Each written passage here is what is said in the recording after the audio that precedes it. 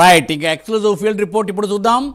రాయపర్తి బ్యాంకులో 16 కోట్ల విలువైన గోల్డ్ చోరీపై వరంగల్ జిల్లా నుండి తిరుపతి, ఆంధ్రప్రదేశ్ అసెంబ్లీలో డిప్యూటీ సీఎం పవన్ కళ్యాణ్ ఆసక్తికరమైన వ్యాఖ్యలపై గుంటూరు నుండి రవికృష్ణ, మాజీ మంత్రి అనిల్ హాట్ కామెంట్స్పై నెల్లూరు నుండి నరేష్, రామ్ గోపాల్ వర్మకు మళ్లీ నోటీసుల జారీపై కాకినాడ నుండి కామేశ్వరరావు ఎక్స్క్లూజివ్ ఫీల్డ్ రిపోర్ట్ అందిస్తారు.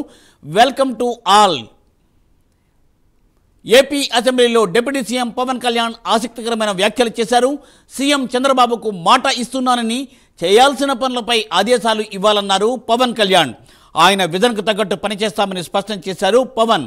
సీఎం కలను నెరవేర్చడానికి సిద్ధంగా ఉన్నామన్నారు పవన్ కళ్యాణ్. 5 ఏళ్లే కాదు, మరో 10 ఏళ్లు చంద్రబాబు సీఎంగా ఉండాలని అనుకుంటున్నానని, చంద్రబాబు ఇదే స్ఫూర్తిని కొనసాగించాలని కోరారు పవన్ కళ్యాణ్. దీనిపై మరింత సమాచారాన్ని మా ప్రతినిధి గుంటూరు నుండి రవికృష్ణ అందిస్తారు. రవికృష్ణ. మూర్తి, ఏదైతే ఈరోజు జరిగిన అసెంబ్లీ సమావేశాల్లో కీలకంగా కూడా పవన్ కళ్యాణ్ వ్యాఖ్యలు అయితే చేశారు. ప్రధానంగా కూడా చంద్రబాబు నాయుడు మరో 10 ఏళ్ల పాటు సీఎంగా కొనసాగించినట్లయితే మాత్రమే ఈ రాష్ట్రం అభివృద్ధిలోకి ముందుకి దూసుకెళ్లేటువంటి అవకాశం, అభివృద్ధి చెందుతుంది అని ఆయన అయితే స్పష్టం చేసిన పరిస్థితి. ప్రధానంగా కూడా ఒక నాయకుడికి సంబంధించి నాయకత్వ పటిమ అనేది ఆ నాయకుడికి ఉన్నటువంటి సమయంలో వచ్చినటువంటి సంక్షోభాలు ఏవైతే ఉంటాయో ఆ సంక్షోభాలను తట్టుకున్న తర్వాతనే ఒక నాయకుడి యొక్క గొప్పతనం తెలుస్తుంది. అదేవిధంగా కూడా చంద్రబాబు నాయుడు అయితే మాత్రం ప్రతి సంక్షోభం కూడా తనకి ఒక అవకాశంగా మలుచుకోవటమే కాకుండా కూడా ప్రజలకి తన అవసరాన్ని కూడా తెలియజేసిన పరిస్థితి అయితే ఉంది అని ఆయన తెలియజేశాడు. ప్రధానంగా కూడా ఆయన ఉన్నప్పుడు మాత్రమే ఈ రాష్ట్రం అభివృద్ధికి సాధ్యమని తెలియజేశాడు. ప్రధానంగా మరో 10 ఏళ్ల పాటు చంద్రబాబు నాయుడు సీఎం అయితే మాత్రమే ఈ రాష్ట్రం అభివృద్ధి పదంలోకి ముందుకు దూసుకుపోయే అవకాశం ఉంటుందని చెప్పారు. ప్రధానంగా కూడా ఈ రోజు జరిగినటువంటి అసెంబ్లీలో జరిగినటువంటి ఏదైతే రాష్ట్ర పనితీరు స్వల్పకాలిక చర్చలో పవన్ కళ్యాణ్ మాట్లాడిన సందర్భంలో ఆయన 5.5 నెలల పాలనలో ప్రభుత్వం తీసుకున్నటువంటి నిర్ణయాలు, ఆ తర్వాత ప్రజల నుంచి వచ్చినటువంటి ఫీడ్బ్యాక్, దానికి సంబంధించిన చర్చ అయితే జరిగింది. దీనికి అనుగుణంగానే పవన్ కళ్యాణ్ మాట్లాడటం జరిగింది. ఒక నాయకుడు కేవలం ఆయన ఆదేశాలతోనే అన్ని పనులు చేయించగలుగుతాడు, కానీ అలా కాకుండా చంద్రబాబు నాయుడు అయితే మాత్రం తాను ఫీల్డ్లో ఉండి ప్రతి వాళ్ళకి కూడా ఒక స్ఫూర్తిదాయకంగా ఉంటాడు. దానికి ఈ ఉదాహరణగా కూడా మొన్న ఏదైతే బొడమేరు వాగు విజయవాడకి సంబంధించి వరదలు వచ్చినటువంటి సందర్భంలో ఆయన కమాండ్ కంట్రోల్ రూమ్లోంచి వాటిని కమాండ్ చేయొచ్చు, కానీ అలా కాకుండా కూడా అక్కడ ఉన్నటువంటి ప్రజలందరికీ కూడా భరోసా కల్పిస్తూ అదేవిధంగా కూడా నాయకుల్లో కూడా ఉన్నటువంటి మిగతా నాయకులందరిలో కూడా ఒక పోరాట పటిమ తెచ్చేందుకు తానే వరద నీళ్లలో కూడా తిరిగినటువంటి సందర్భాన్ని కూడా గుర్తు చేశాడు. అదేవిధంగా కూడా రాష్ట్రం గత 5 ఏళ్ల కాలంలో ఏదైతే ఈ సీఎంగా ఉన్నటువంటి జగన్ కాలంలో మాత్రం పూర్తి స్థాయిలో కూడా విధ్వంసం జరిగిందని చెప్పాడు.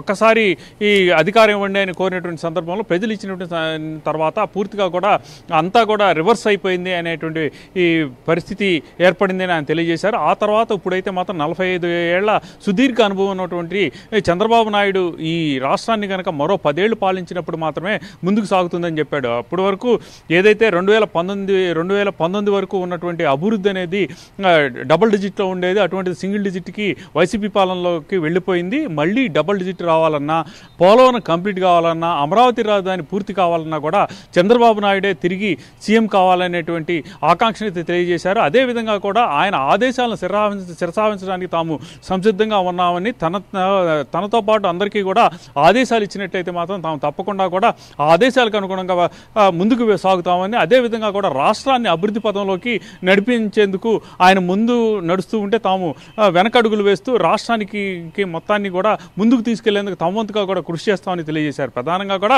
గతంలో ఏదైతే పోలవరం సంబంధించి 72% కంప్లీట్ అయిన తర్వాత వచ్చినటువంటి ఏదైతే వైసీపీ ప్రభుత్వం ఉందో, వైసీపీ ప్రభుత్వం పూర్తిగా కూడా పోలవరానికి సంబంధించి రివర్స్ ట్రెండింగ్తో పూర్తిగా కూడా దాన్ని నెగ్లెక్ట్ చేయటం, అదేవిధంగా కూడా అమరావతిని అయితే విధ్వంసం చేయటం, దానికి అనుగుణంగా తర్వాత ఏర్పడినటువంటి సంక్షోభాలు, అదేవిధంగా కూడా ప్రజలు రాష్ట్రంలో శాంతి పద్ధతులు అదుపు తప్పిపోవటం, నాయకుల మీద విచక్షణారహితంగా కేసులు నమోదు చేయడం, ప్రజల్ని విచక్షణారహితంగా కూడా ఇబ్బందులు గురి చేయడం, సోషల్ మీడియా పేరుతో వేధింపులు, వీటినన్నింటినీ కూడా ఆ సందర్భంగా కూడా ప్రస్తావించిన సందర్భం అయితే కనపడింది. అదేవిధంగా కూడా ప్రజలు మాత్రం పూర్తిగా కూడా ఇప్పుడైతే మాత్రం పూర్తి స్వేచ్ఛా స్వతంత్రంతో ఉన్నారు, మాట్లాడే స్వేచ్ఛను కూడా ఇప్పుడైతే ప్రజలైతే కలిగి ఉన్నారు అని చెప్పి ఆయన భావించినటువంటి పరిస్థితి అయితే కనపడింది. అదేవిధంగా ముందుకి రాష్ట్రం ఇప్పటికే పూర్తి స్థాయిలో కూడా దెబ్బతిన్నటువంటి రాష్ట్రాన్ని ముందుకు తీసుకుపోవాలంటే మాత్రం ఆయన మరో 10 ఏళ్ల పాటు ఉండాలని చెప్పారు. అదేవిధంగా కూడా ఇక ఈరోజు ఏదైతే ఆంధ్ర రాష్ట్రం ఏర్పడటానికి ప్రధాన కారణం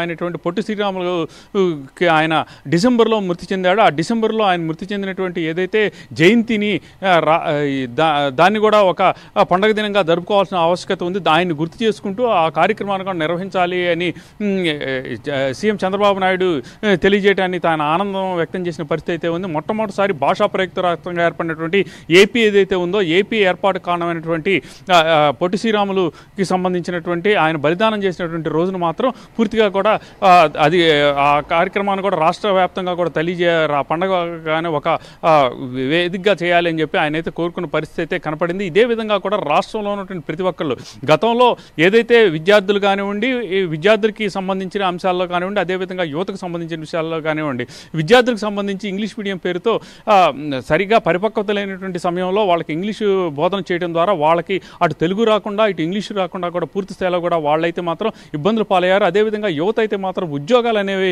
ఏమీ లేకుండా కూడా ఉద్యోగాల కోసం చాలా ఇబ్బందులు పడినటువంటి పరిస్థితి, ఉన్న ఉద్యోగాలు కూడా ఊడిపోయినటువంటి పరిస్థితి గతంలో ఉన్నాయి. ఇప్పుడు అలాంటిది ఏమీ ఉండదు. రావడంతోనే ఏదైతే సూపర్ 6 సంబంధించిన హామీలు ఏవైతే ఉన్నాయో వాటికి అనుగుణంగానే రాగానే మెగా డిఎస్సిని రిలీజ్ చేయడం, ఆ మెగా నోటిఫికేషన్ ఇవ్వడం, అదేవిధంగా కూడా ఇచ్చినటువంటి హామీలు సూపర్ 6లో ఇచ్చినటువంటి హామీలన్నింటినీ కూడా నెరవేర్చే దిశగా కూడా ముందుకు వెళ్తున్నారు. అదేవిధంగా ఎవరైతే మహిళలు ఇస్తానన్నటువంటి గ్యాస్ సిలిండర్స్ 3 గ్యాస్ సిలిండర్లు ఏవైతే ఉన్నాయో దీపం పథకం కింద ఇవ్వటం కూడా జరుగుతుంది. అలాగే ఇక్కడ రాష్ట్ర పరిస్థితిని కూడా వివరిస్తూ ప్రజలకి జరిగినటువంటి విధ్వంసాన్ని కూడా తెలియజేస్తూ తాను ఏ విధంగా ముందుకు పోగలుగుతానని తెలియజేసినటువంటి విషయాన్ని కూడా ఆయన స్పష్టంగా కూడా దాన్ని కూడా పాయింట్అవుట్ చేసిన పరిస్థితి అయితే కనపడింది. ప్రధానంగా ఈ రాష్ట్రాన్ని ఏపీ అభివృద్ధి సాధించాలంటే మాత్రం 45 ఏళ్ల పాటు సుదీర్ఘ రాజకీయ అనుభవం ఉన్నటువంటి వ్యక్తిగా ఉన్నటువంటి చంద్రబాబు నాయుడు సీఎంగా ఉండటం మాత్రం ఆయన ఒక అదృష్టం అని తెలియజేశారు. అదేవిధంగా మరో 10 ఏళ్ల పాటు ఆయన కనుక ముఖ్యమంత్రిగా కొనసాగినట్లయితే మాత్రమే ఈ రాష్ట్రం మరింతగా కూడా అభివృద్ధి చెందేందుకు అవకాశం ఉంటుంది, ఒక దేశంలోనే ఒక మోడల్ రాష్ట్రంగా మారేటువంటి అవకాశం ఉంటుందని పవన్ కళ్యాణ్ తెలియజేశారు. Right, thank you Ravikrishna, thanks for exclusive field report. Right, మరి ఇప్పుడు మనం